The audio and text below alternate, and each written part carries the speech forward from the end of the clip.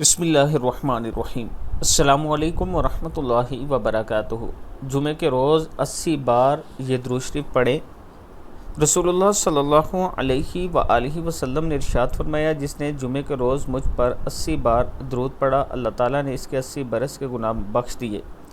پوچھا گیا، اللہ کے رسول صلی اللہ علیہ وآلہ وسلم آپ پر درود کس طرح پڑھیں؟ آپ صلی اللہ علیہ وآلہ وسلم نے فرمایا، یوں کہا کریں، اللہم صلی علی محمد عبدک و نبیک و رسولک النبی الامی۔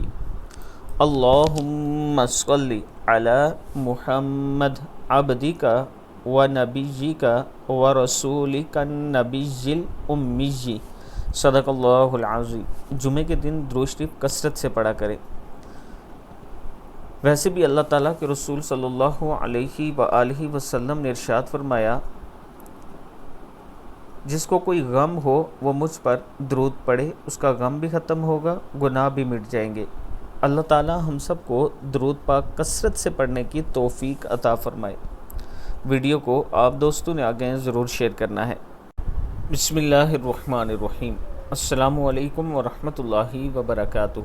جمعے کے دن حضرت ابن عباس رضی اللہ تعالیٰ عنہ فرماتے ہیں کہ نبی اکرم صلی اللہ علیہ وآلہ وسلم نے فرمایا، جو جمعے کے وقت امام کے آنے سے پہلے 10 رکعت نماز پڑھے، ہر رکعت کو بسم اللہ سے شروع کرے اور ہر رکعت میں سورہ فاتحہ اور 10 مرتبہ قل هو اللہ احد پڑھے، سلام کے بعد یہ پڑھے، سبحان اللہ والحمد للہ ولا الہ الا اللہ واللہ اکبر ولا حول ولا قوت الا باللہ، یا ولا حول ولا قوت۔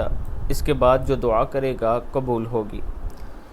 یعنی آپ جمعے کے دن امام صاحب کے آنے سے پہلے 10 رکعت نماز اس طرح پڑھیں کہ ہر رکعت میں سورہ فاتحہ الحمدللہ رب العالمین جو سورت ہے اس کو 10 مرتبہ پڑھیں، اور قل هو اللہ احد اس کو بھی 10 مرتبہ پڑھیں۔